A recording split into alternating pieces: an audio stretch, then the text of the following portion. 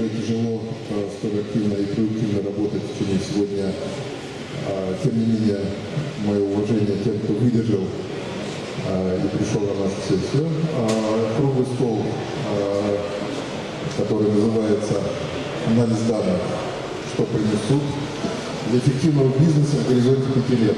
Участники круглого стола, я думаю, большинству из вас известны.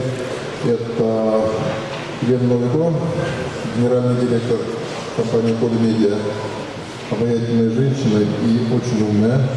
Спасибо. Игорь Богомолов, директор по работе с корпоративными клиентами компании IBS. Игорь Фролович, руководитель департамента продаж, энергетику и ЖКХ, уважаемой компании IBM. Дмитрий Фиркин, начальник управления корпоративных резервных систем ПАО «Россети». И Михаил Душевич, техносервис. На самом деле, о термине «большие данные», анализ и что же с ними делать идет дискуссия. Я думаю, все они слышат, все ее знают, что же такое большие данные, куда они идут. Но все понимают, что это одна из ключевых технологий, которая будет развиваться, но глубокого понимания, что же это такое и куда она развивается, на самом деле нет. И нет не потому, что никто не знает, а потому что каждый думает о своем. Энергетики думают о своем, производственники думают о своем, аналитики, математики думают о своем. И я надеюсь, что сегодня у нас получится понять, каким образом все эти тренды и тенденции, которые мы можем увидеть на рынке и в своих головах, можно собрать воедино для того, чтобы получить какое-то новое качественное воплощение этих идей, для того, чтобы не просто быть операторами или коллекторами больших данных, а извлекать из них прибыль. Потому что на самом деле я не возьмусь сейчас вспомнить, кто был автором этой формулировки, но данные в любом виде – это ресурс. Ресурс, который необходимо, как и любой другой ресурс, добывать, обрабатывать и делать из него конечный продукт. Вот по поводу всех этих стадий мы, надеюсь, сегодня и поговорим. Наверное, самое правильное будет дать слово основоположникам, я не постесняюсь этого слова, обработки больших данных и технологий, которые наиболее далеко продвинулись на сегодняшний день в этом вопросе. Это компания IBM. Да. Прошу. Добрый вечер. Уже вечер, да, и очень приятно, что мы разделяем вас и ужин. Поэтому постараемся быть все-таки понятными и донести информацию все-таки достаточно на понятном языке. Хотя говорить о больших данных на простом высоком языке не очень легко. Что хотел бы сказать, что IBM совершенно недавно сделал опрос среди своих заказчиков, причем делал это по всему миру, включая и Россию. И один из вопросов был, как заказчики видят инфраструктуру будущего. Так вот, интересно, что среди первых 3 ключевых особенностей инфраструктуры будущего заказчики ответили, что 2 пункта принадлежат работе именно с большими данными. Один пункт связан с облаками, мы его трогать не будем, это тема отдельной дискуссии, а вот 2 пункта, они по факту выглядят следующим образом, что первый пункт, что сейчас существует очень много данных, которые пока либо не поддаются обработке, либо недоступны, либо пока мы еще не знаем, что не знаем об этих данных, и они, значит, для нас невидимы. Вот все технологии будущего будут базироваться на работе с данными, вокруг данных и для данных. Это первый из пунктов, который был вынесен из этого опроса. И второе, что инфраструктура будущего будет использовать альянсные решения на базе открытой архитектуры и технологий. Они, кстати, как раз говорили сегодня на первых круглых столах. И накопленный опыт разработки ничего не стоит, если к нему нет доступа и возможности развивать и модернизировать коллективно. Поэтому технологии, которые позволят использовать накопленный опыт и знания, будут вытеснять закрытые инфраструктуры. Вот, собственно, это лейтмотив того, куда IBM сейчас смотрит с точки зрения больших данных. Но мы с Муратом общались до этой встречи, и сейчас крупные маркетинговые агентства, вообще-то, термин Big Data уже начинают немножко заменять на более следующие этапы развития. Насколько логично, нелогично судить, наверное, вам, но как бы говорят, что работа с Big Data, она меняется на работу с Internet of Things. Еще раз, насколько это валидно или невалидно сказать сложно, но тем не менее. С точки зрения IBM, работа с большими данными уже давно действительно поставлена на поток, и на данное время у нас существует в портфеле большое количество решений, которые позволяют работать с большими данными. Но на этом просто анализировать данные – это уже тот этап, который IBM прошел. И сейчас уже наверняка вы слышали вещи, связанные названия такие, как когнитивные технологии, как решения на базе Watson. Наверное, маркетинг работает, и, может быть, вы это все слышали. Так вот, это тоже все про работу с большими данными. Это про то самое, что позволяет большие данные наделить, назовем так, интеллектуальной составляющей, искусственным разумом и так далее. Можно называть как угодно, но тем не менее идеология и философия развития работы с большими данными в том, что мы умеем уже делать системы, они внедряются по миру, которые умеют думать и учиться. То есть это системы, которые умеют использовать опыт предыдущих, если не поколений, то предыдущих решений для того, чтобы принимать более логичные решения в будущем. Вот это вот та часть философии, которую IBM вкладывает, развивает те самые направления, связанные с работой с большими данными. Еще раз, это большой канал Internet of Things. Вот грубо так, детали можно, наверное, потом чуть попозже обсудить, коснуться. Спасибо большое. Очень приятно, что кроме разговоров о больших данных есть люди, которые своими руками их пробовали, обрабатывают и знают, что из них можно извлечь. На самом деле я хотел бы привести одну цитату, которая, на мой взгляд, отражает очень интересную тенденцию. Звучит она следующим образом. Общие тенденции математизации науки, в том числе и таких, которые до сих пор по традиции не использовали математических средств, охватывая биологию, психологию, медицину, постепенно проникает даже в гуманитарные области. Правда, пока еще скорее в виде отдельных партизанских налетов. Это можно заметить, например, в области языкознания, теории, литературы, применения теории информации к исследованию литературных, в частности, поэтических текстов. Станислав Лем, 1962 год. Наверное, мы не говорим и не открываем ничего нового, мы просто с теми средствами, которые доступны нам, продвигаемся вперед и пытаемся каким-то образом математические методы реализовать в нашей повседневной жизни. И Елена Новикова нам в этом помогает. С удовольствием послушаем ее. Спасибо. Да, кстати, Станислав Лем, один из моих любимых писателей. А про данные хочется сказать, что данных есть много хороших и разных. И не обязательно это большие данные. Очень важна для предприятия, например, управленческая аналитика, это анализ финансовых показателей и различных KPI, повышающих эффективность управления предприятием. Понятно, что другой класс проектов по работе с данными представляет именно процессная аналитика, то есть это уже те самые большие данные, получаемые из мест-систем, из АСТП, SCADA-систем. И здесь нужен соответствующий подход по работе с данными, именно подход к работе с большими данными. И та и другая аналитика не будет эффективна, если нет зрелости работы с данными на предприятии, если не созданы процессы, управленческие процессы, которые позволяют эффективно работать с данными. Такие процессы, к сожалению, каждому предприятию нужно создавать самостоятельно и по своим собственным внутренним стандартам. Можно, конечно, опираться на стандарты DMBOK, стандарт аналогичный стандарту управления проектами, только по работе с данными. Но один из наших заказчиков пробовал перенести этот стандарт на свое предприятие, не получилось, потому что понятно, что все-таки стандарт зарубежный, под каждое предприятие создается свой стандарт, и здесь нужно работать самим.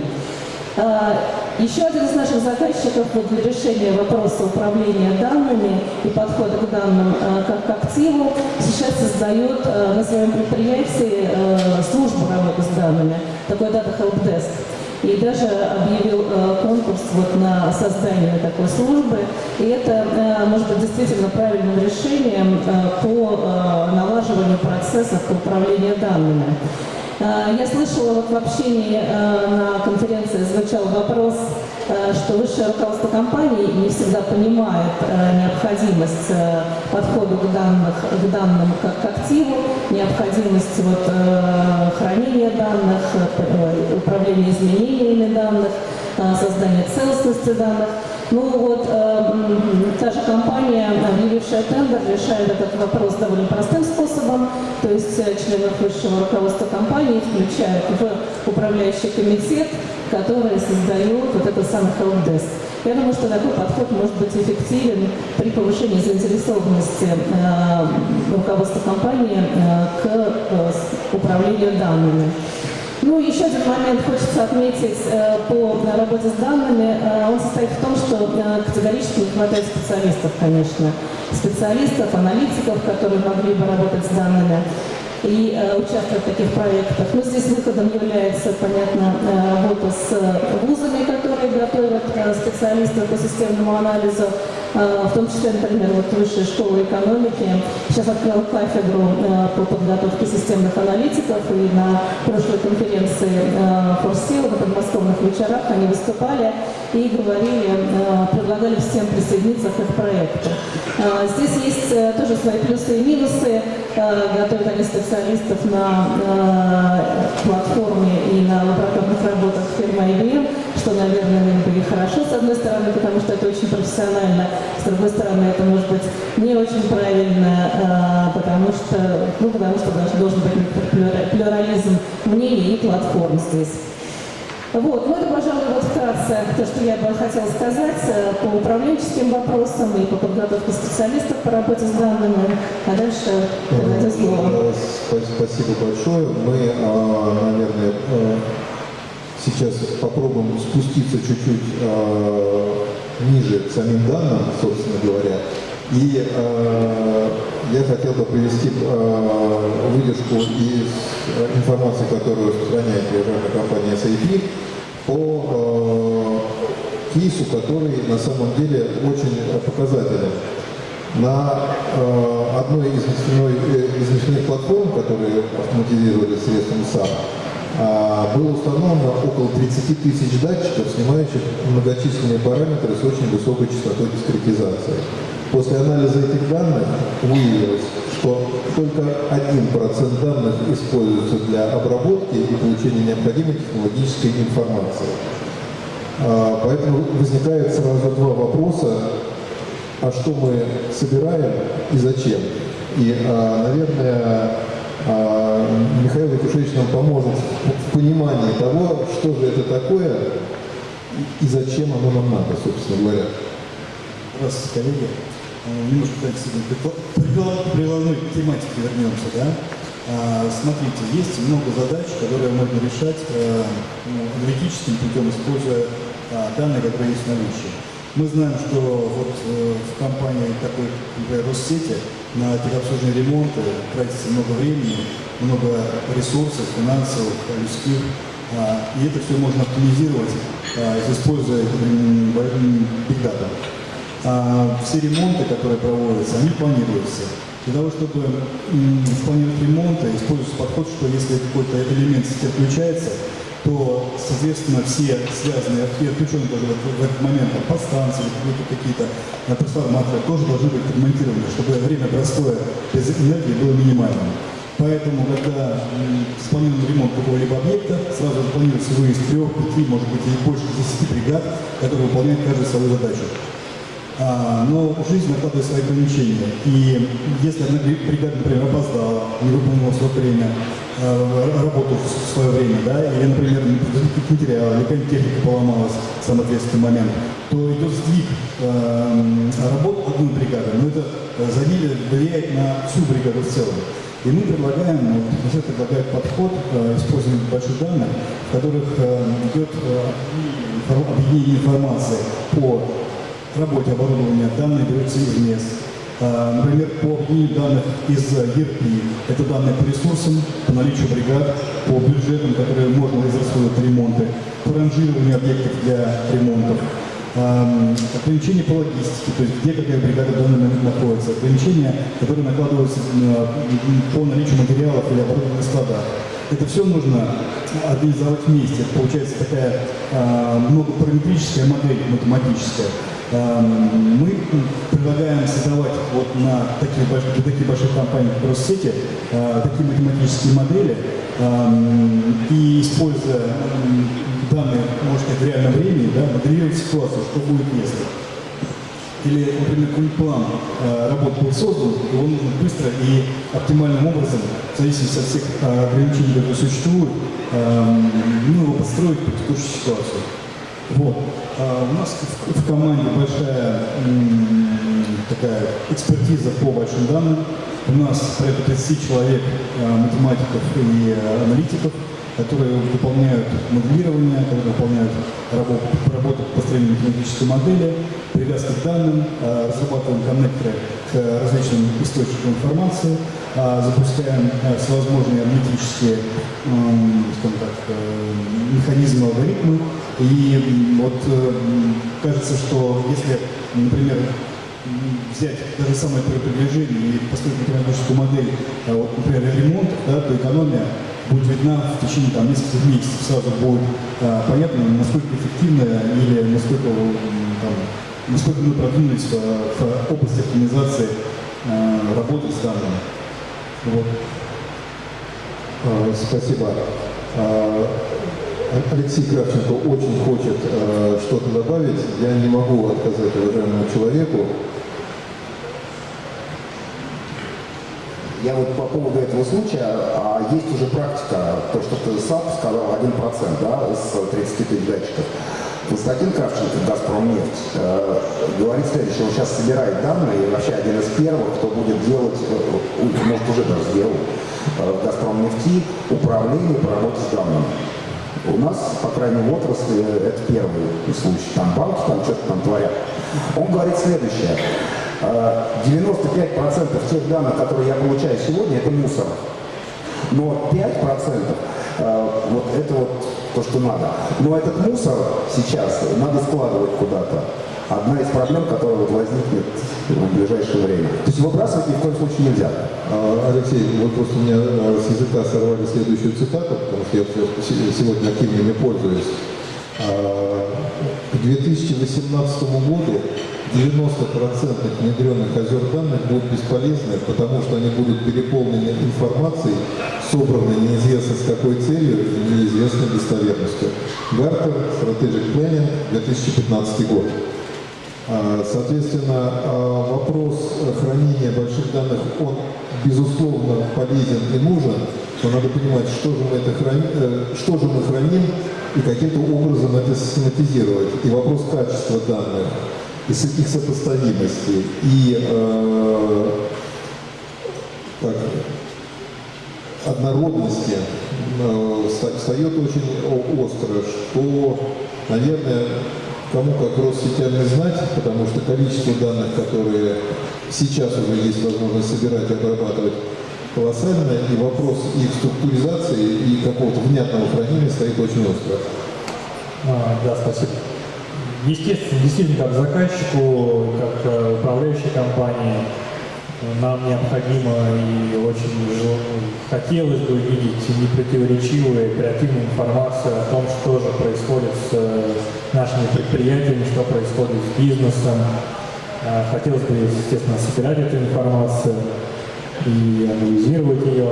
Но сложность, наверное, заключается, их много. Да? Мы начинали сегодня с интернета вещей, разговаривали о том, что у нас очень, на самом деле, мало датчиков, наверное, мало вот этих технологических устройств, которые способны передавать эту информацию.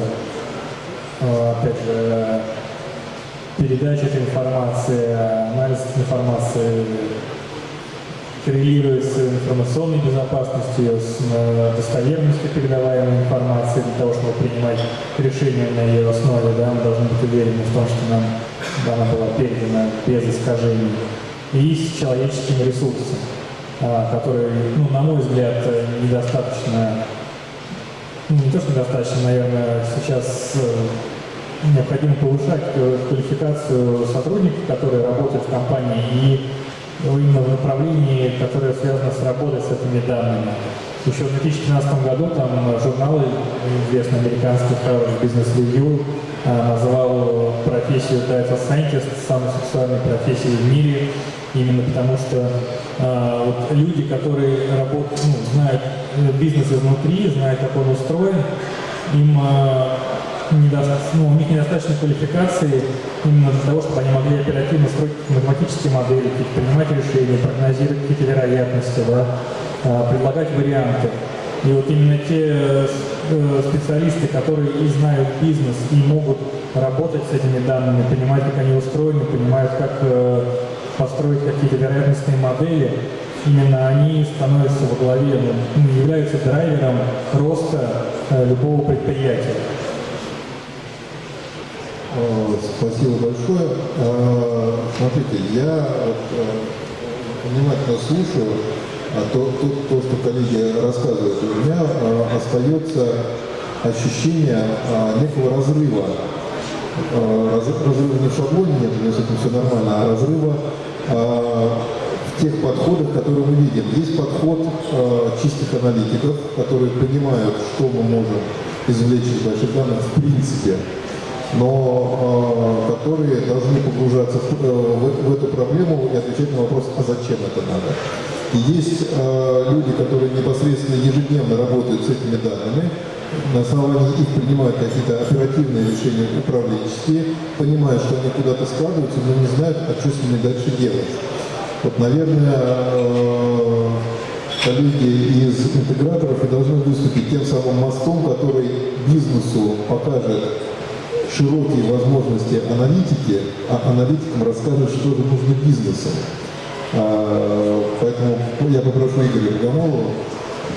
Добрый вечер, коллеги. Да, вот коллеги уже говорили, да, что Газпромнефть использует 5% данных, да, нефтяная промышленность 1% данных. По долгу службы мне приходится общаться не только с этими отраслями, с энергетиками, и с ритейлом, и с банками, и нигде более 5% мы не слышали. Хотя все собираются, говорят, тот же Сбербанк, который декларирует, что он очень активно работает с данными, обрабатывает их. На самом деле, я был у них на Big Data Day, и они сами сказали, там 3-4% данных мы всего-навсего используем. А почему не используются? Да? Потому что никто не знает, что у них есть. Сваливается большая куча данных, в которых нет ни владельца, нет никакой истории, они никак не связаны между собой. Идет информация с различных источников. Это может быть датчики где-то на станции, это могут быть информационные системы, это могут быть учетные системы. И эти данные никак не связаны между собой. Соответственно, получается разрыв между бизнесом, технологиями, людьми, которые работают в полях. А данные нужны всем, да, их можно использовать по-всякому. Вот был пример, да, коллеги говорили про Тора. Наверное, не совсем правильно говорить про прогнозирование технического обслуживания ремонтов. Это, собственно, обычная задача, когда вы его планируете, да, планово-предупредительные ремонты. А вот прогнозировать отказ оборудования, да, что с ним может произойти, точнее даже не самого оборудования, а узла какого-то, да, это достаточно более важная и решаемая задача. Была тут дискуссия, что для того, чтобы собрать всю информацию об оборудовании, да, надо отследить его жизненный цикл. Но ведь на самом деле можно следить не жизненный цикл всего оборудования, а только его конкретных узлов, ну, условного подшипника. И тогда мы можем провести испытание этого подшипника, мы можем нагрузить его достаточно хорошо и понять, когда, при каких условиях он выходит из строя. Дальше, поставив на него датчик, мы увидим это и спрогнозируем отказ уже большого оборудования, да, некой большой турбины, большого генерирующего узла. Но можно говорить не только о Тора, да, Тора у всех на слуху. На самом деле можно заниматься прогнозированием, допустим, нагрузки мощностей. Ведь у вас есть пиковые нагрузки, да, где-то, а где-то спада.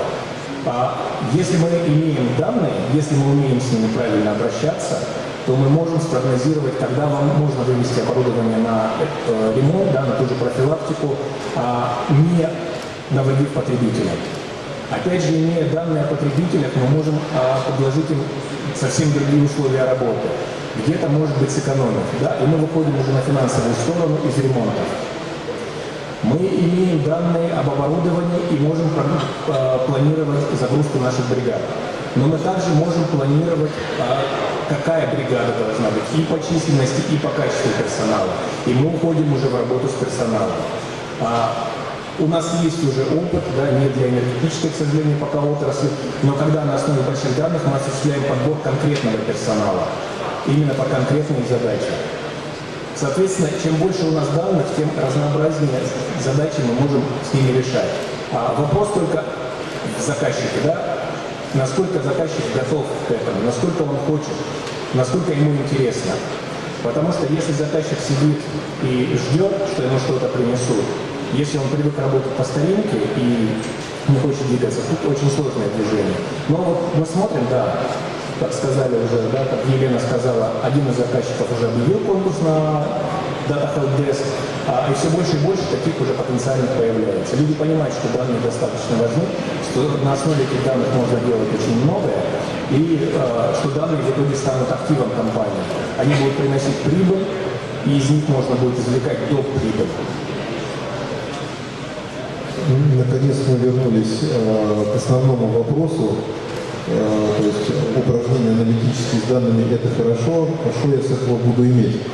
Поэтому любой руководитель, который заботится о компании и думает о ее перспективе, всегда будет задаваться вопросом: ну отлично, я сейчас делаю инвестиции либо в персонал, который будет заниматься этим вопросом, либо точнее, и в персонал, и в технику, и в технологию, которые мне это позволят. А что я получу на выходе, кроме удовлетворения от проделанной работы? На самом деле, вот, для того, чтобы на этот вопрос ответить, надо, наверное, задачу декомпозировать на очень простые компоненты, которые идут одна снизу, другая сверху. Первая задача снизу – это не только хранить данные, но и хранить данные осознанно и структурированно, для того, чтобы их можно было каким-то образом обрабатывать. А второй тренд – это осознанно и достаточно внятно объяснять стейкхолдерам компании вот те тренды, которые позволят, как в любом анализе, мы не можем предсказать, у нас нет четких критериев, что же мы ищем. Мы можем найти какие-то зависимости, какие-то закономерности, какие-то вещи совершенно в неожиданных областях. И говорить о немедленном эффекте понятно, что нельзя, но тем не менее раскрывать вот эту поляну возможностей, идея, которая может привести к значимому результату, наверное, правильно. И как раз вот те аналитические системы, которые объединяют данные, их визуализацию и анализ вместе с дата-майнингом и учеными, которые могут эту модель построить, и дает эту value, которая позволит превратить неструктурированные большие хранилища непонятно чего в какие-то конкретные деньги, которые можно будет заработать. На эту тему, коллеги, если не сложно, по очереди выскажемся. Да, по очереди. Ну, я хочу сказать, что на самом деле эффективность от проектов по работе с данными, конечно, существует, но она не всегда оценивается коммерчески. В некоторых процессах очень сложно оценить, насколько эффективен будет тот или иной проект и какой конкретную прибыль он принесет бизнесу.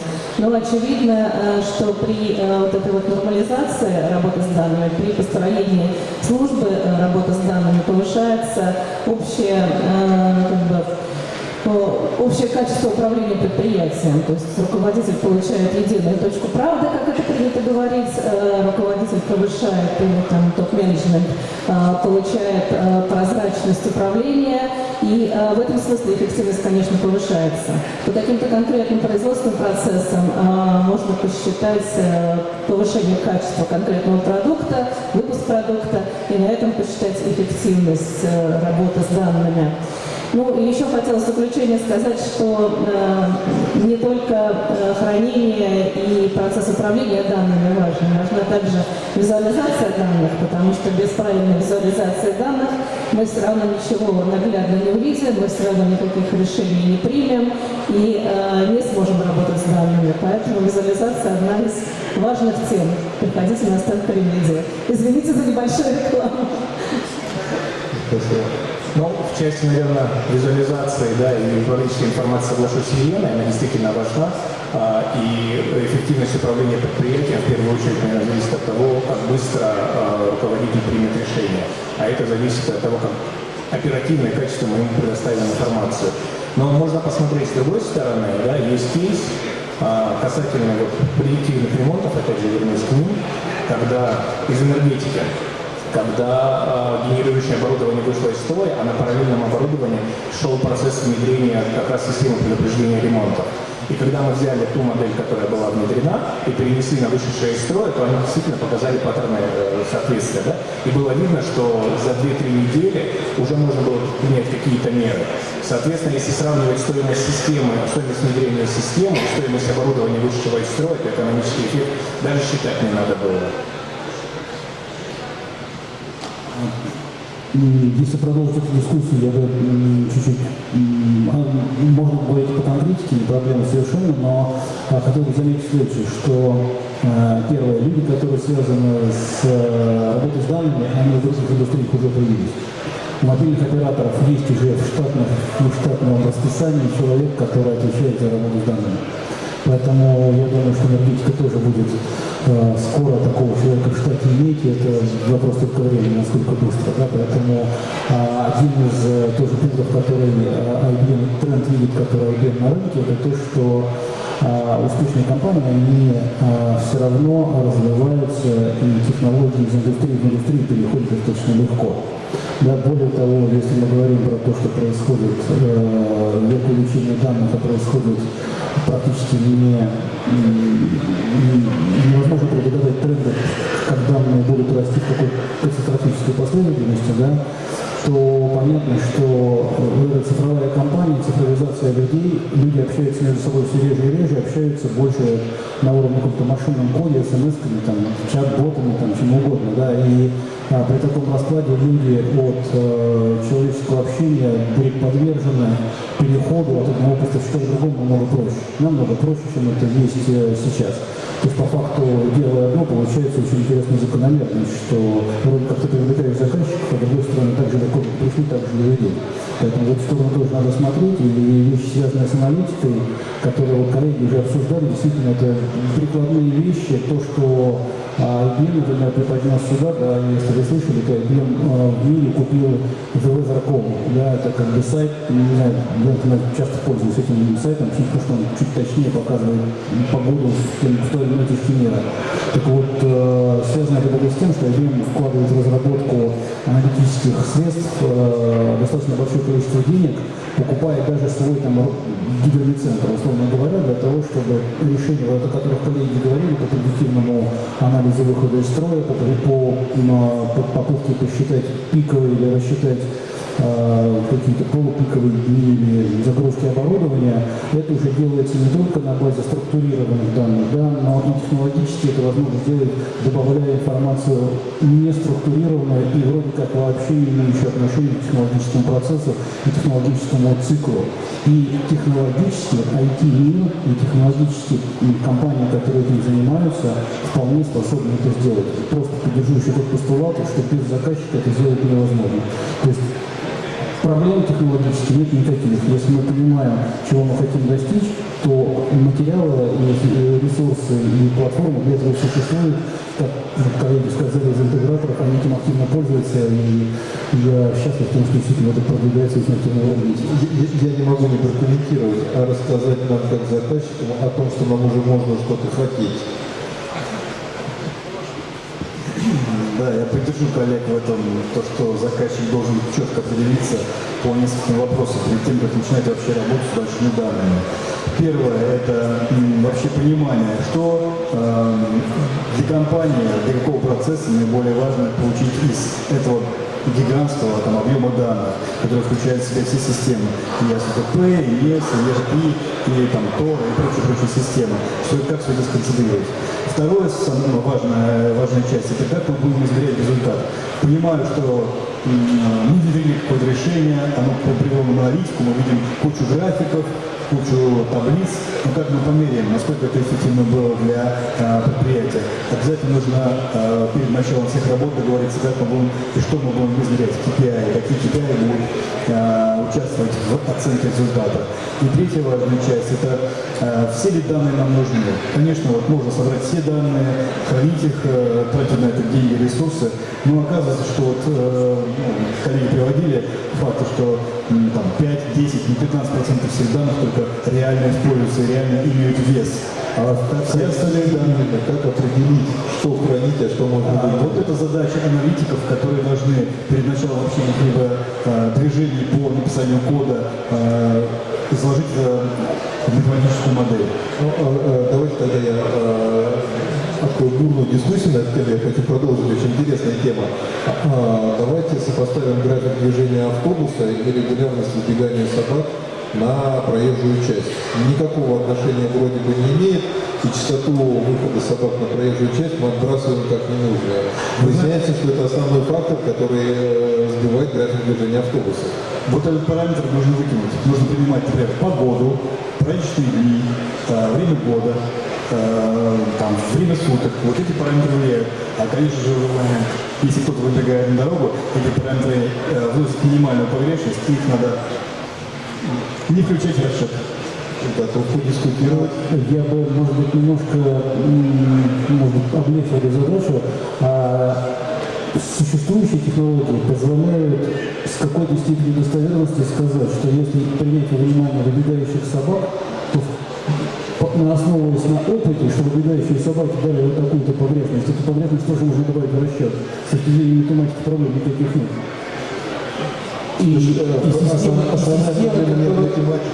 Основная проблема в здравом смысле. Если выясняется, что это место находится рядом с фермой, где разводят собак, которые убегают 10 раз в день, то это существенный фактор.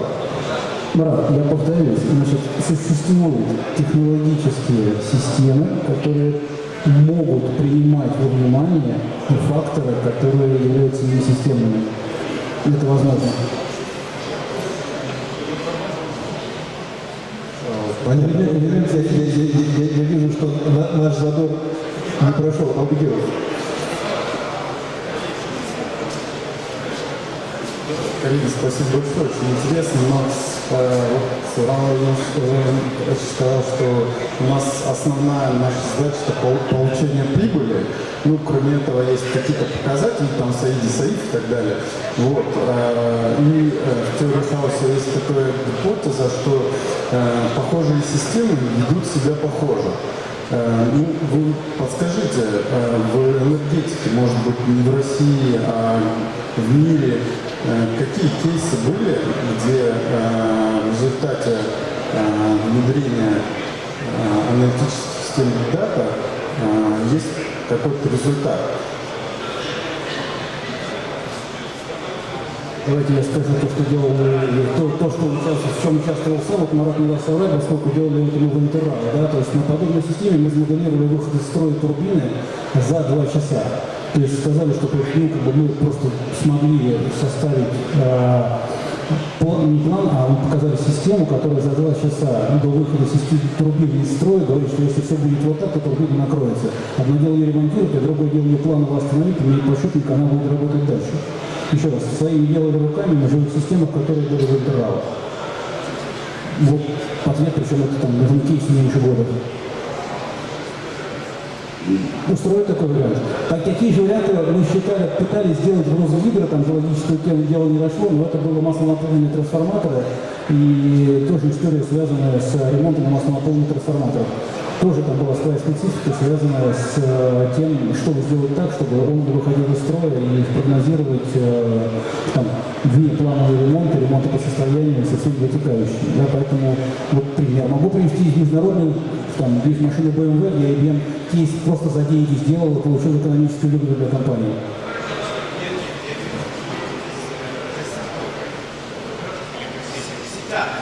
В сетях, к сожалению, нет, но еще раз, вот, можно это сделать, все, что нужно, то, что нужно с точки зрения того, где участвовал я. Нужны данные примерно 3-месячной глубины и тот параметр или тот KPI, который вы хотите исправить, увидеть, оценить. Ну, на выходе нужно иметь, то есть ради чего мы это делаем. Если вы это скажете, дальше 2, наверное, маловато, но 3 месяца уже будет достаточно, чтобы увидеть какую-то статистику, которая позволит вам реально показать ту выгоду, которую вы хотите видеть. И дальше это масштабируете нам предприятие, и цифра получается немного слишком большой. Спасибо. На самом деле основной эффект получается от чего? Что вы отрабатываете теоретическую модель на небольшом количестве данных, и потом нагружаете ее полным объемом, и без серьезных затрат именно работы аналитиков и дата-сайентистов получаете уже развернутую модель на все технологическое оборудование однотипное, которое у вас установлено. Потому что поведение, оно статистически предсказуемо становится. Да, ну, просто сейчас как раз у нас проект по накоплению данных по оборудованию, сколько уже, получается, он с 2011 года идет. Вот.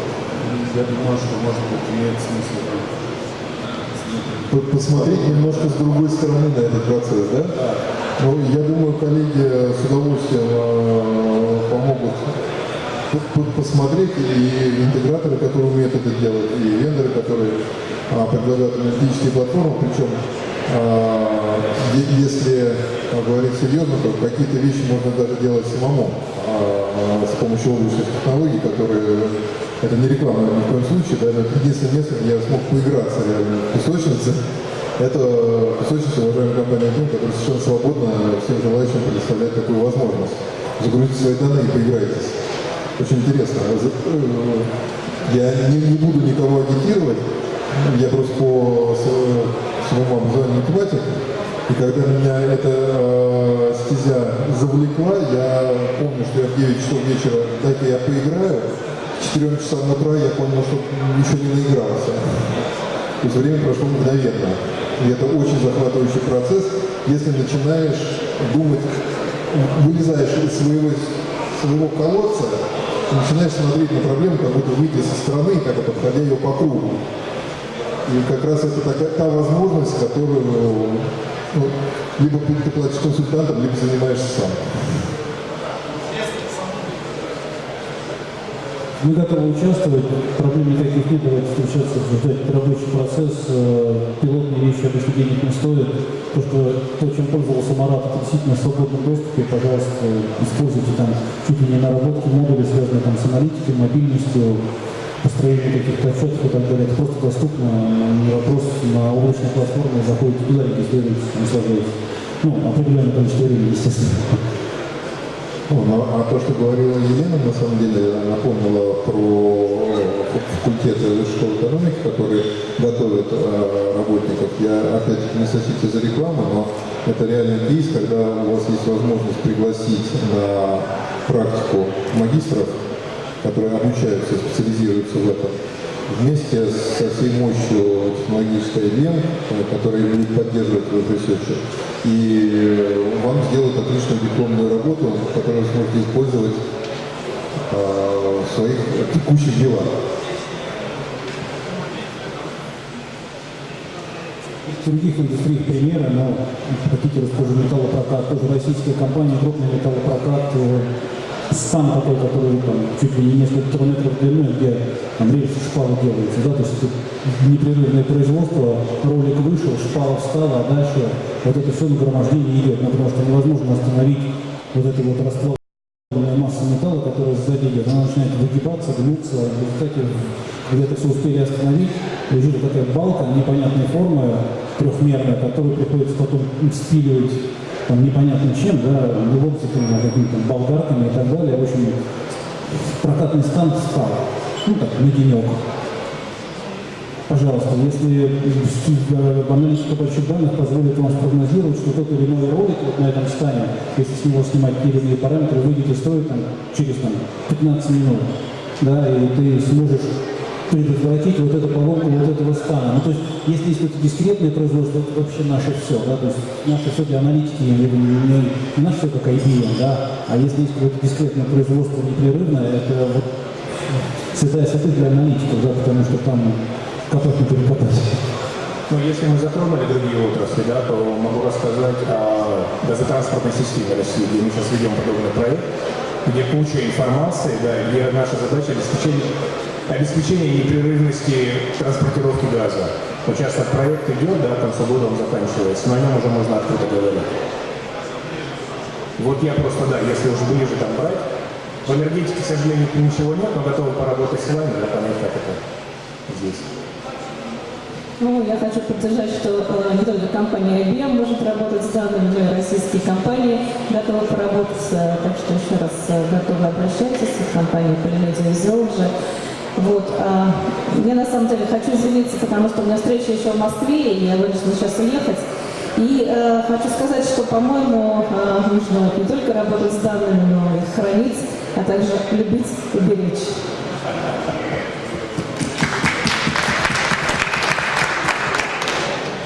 Как пример работы с большими данными, есть и опыт нашей компании. Мы готовим тоже для нефтяников проект по управлению себестоимостью добычи нефти и газа. То есть мы раскидываем скважины по 4 типам. Это скважины, которые рентабельные, скважины, которые находятся на грани рентабельности, скважины, которые следовало бы там ремонтировать, и скважины, которые стоило бы закрыть. Мы анализируем технологическую информацию, экономическую информацию, информацию по обслуживанию этих скважин.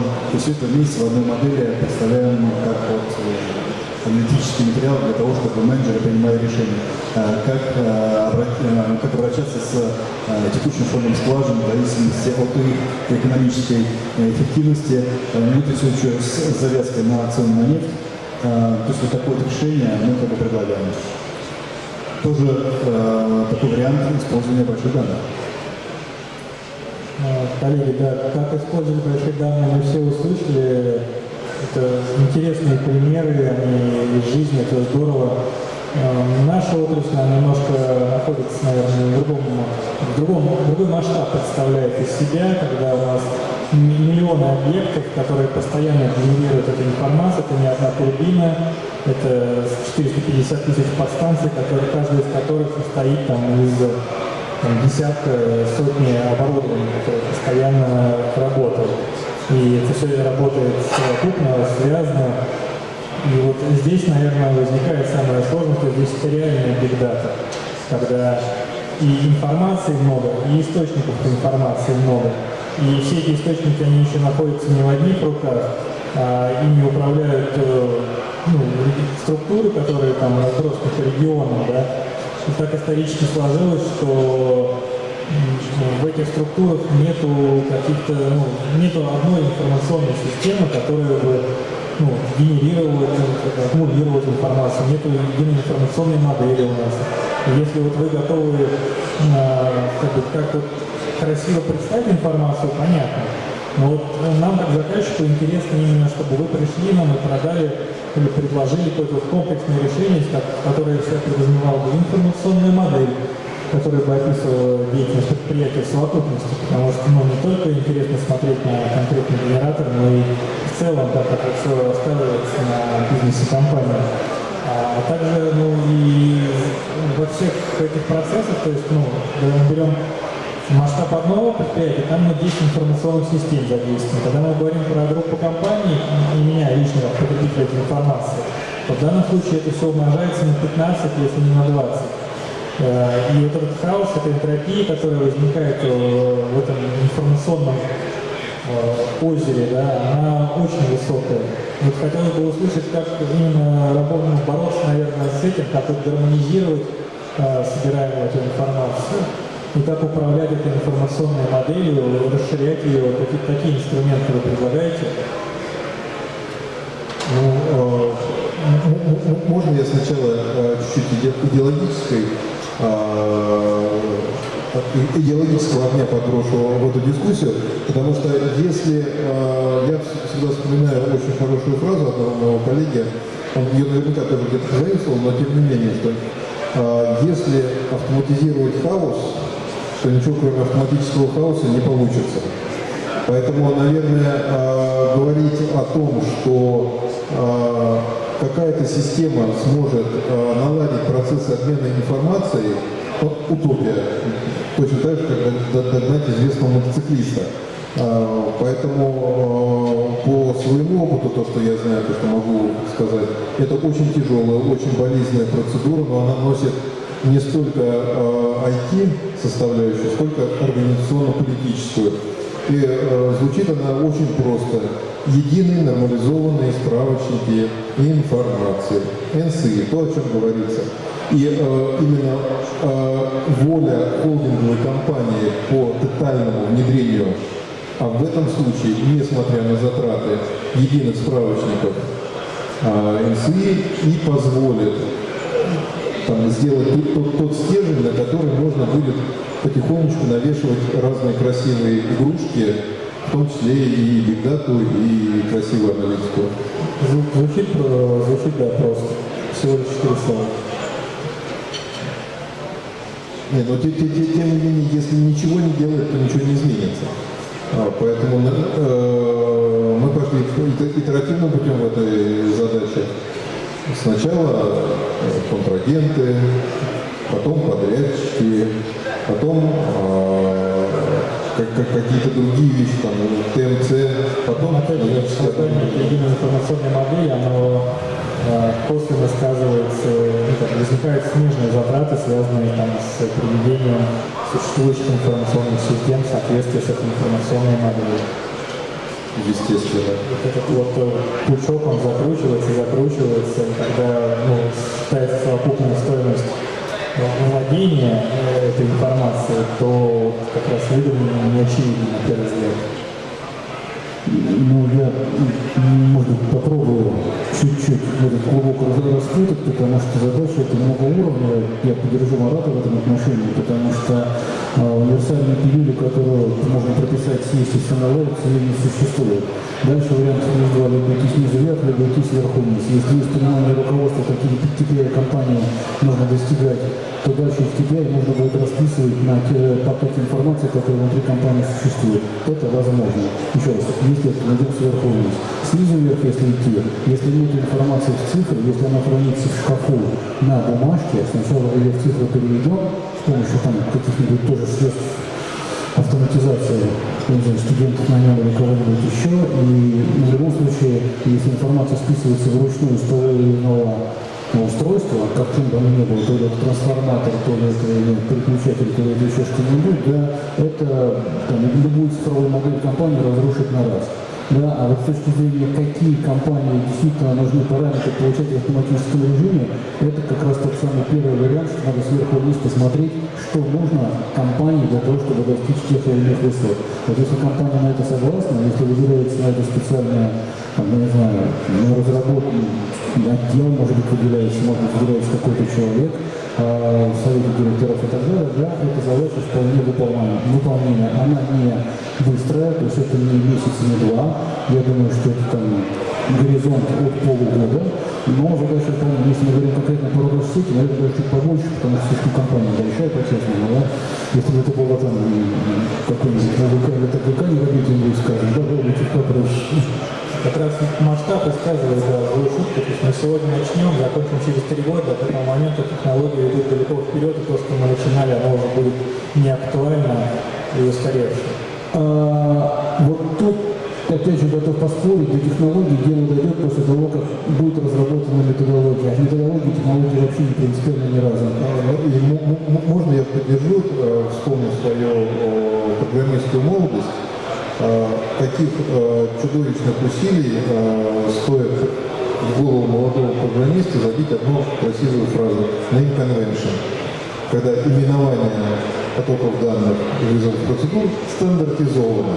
Поэтому первый совершенно логичный шаг, который необходим для этого, это договориться о том, на базе какого стандарта, там, российского ГОСТа или вариаций там, западных стандартов, будет происходить этот name convention, какими угодно средствами, теми, которые доступны, наверное, в правовом поле, убедить коллег из дочерних обществ и хозяйствующих субъектов использовать этот интернешн. И это именно первую часть, основную часть вопроса по качеству данных. А потом уже определяться, что из них вам надо действительно поднимать на уровень управляющей компании для анализа, а что необходимо действительно просто бессмысленно это делать и оставлять на местах для того, чтобы локальные системы их использовали для принятия управленческих решений на месте. Правильно я вас понял, что вы предлагаете систему классификаторов и НСИ из головы тиражировать вниз в точке? Как один из вариантов. Есть там, отраслевые стандарты, которые вполне работоспособны. Ну, естественно, их надо адаптировать. Потому что путь подъема локальных справочников НСИ на уровень холдинга – это тупиковая ветка, и при нормализации погибнут все. Могу прокомментировать. Вот подход больших данных как раз и подразумевает, что мы в точках ничего не меняем. Аналитические возможности Big Data позволяют использовать эти данные в том виде, какого они есть, в точках ничего не меняя. То есть подход и главная как бы линия по работам механизма Hadoop, например, да, бигдатовского, это именно в том, что мы всегда оставляем в том виде, котором есть, и уже аналитикой добиваемся очистки, выверки, консолидации этих данных уже на верхнем уровне. Ответ. Смотрите, давайте разделим задачу на две составляющие. То есть, безусловно, то, что касается экзальтированной технологии Big Data, да, вы абсолютно правы.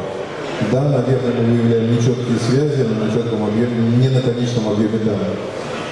Если мы говорим о корпоративных системах, которые должны исполнять, кроме этой красивой, но достаточно теоретической задачи, задачу оперативного управления, в том числе энергетическими объектами, мы не можем себе позволить такую вольность. Поэтому какая-то часть данных неизбежно должна быть и именно жестко структурирована, достоверная, повторяемо для отчетности в том числе. Иначе мы разрушим то, что сколько лет строилось, как жесткая система отчетности по генерирующей компании через сетевые, бытовые, то, что регулируется, и, наверное, такую инновацию никто не сможет оценить. Понятно, что внедрение вот этой централизованной НСИ на таком масштабе, да, это действительно неподъемная. Ну, подъемная, но очень тяжело подъемная задача и длинные сроки. Но вот первым этапом, да, мы проходили подобные уже проекты, первым этапом бизнес должен договориться о наименованиях, да, это бизнес-глоссарий. Это типичный бизнес-глоссарий, когда пользователь разные вещи в итоге называют одними и теми же именами. Или наоборот, да. Вот мы сначала говорим, что это мы называем так, приходим к этому, потом уже переходим к внедрению более тяжелых систем. То есть смотрим не на данные, а на метаданные. Изначально говорим о метаданных, а не о том, что внутри. Кстати, в энергетике присутствуют компании, которые по этому пути уже пошли, идут, и, кстати, они присутствуют здесь. Если можно что-то поговорить. Ну и, наверное, две интересных цитаты, которые я как некий итог хотел бы сегодня озвучить. Это Philips Power and Data Analytics, который говорит, что энергетика – одна из наиболее консервативных отраслей, и в отличие от нефтяного, телекома и финансового сектора, пока еще не существенно продвинулась реализация подобных проектов Big Data. Более 40% задач относятся к обычной отчетности, и только 26% в части анализа данных и анализа данных реального времени. Та дискуссия, которая у нас сегодня была на круглом столе, показывает, что несмотря на всю консервативность и тенденцию консервативности отрасли, движение в этом направлении есть, оно достаточно активное, есть понимание у поставщиков услуг, какие инструменты, как и где можно использовать, и есть желание заказчиков начать использовать эти инструменты для получения какой-то реальной отдачи. А в качестве последней горькой ложки это всеми уже уважаемый IDC, любимый, говорит, что к концу 2017 года число умных датчиков достигнет 680 миллионов штук, создающих 280 пентабайт данных ежегодно. Удачи нам!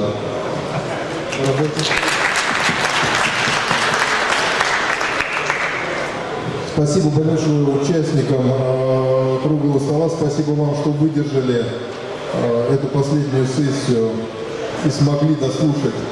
Надеюсь, что это было интересно. И спасибо за участие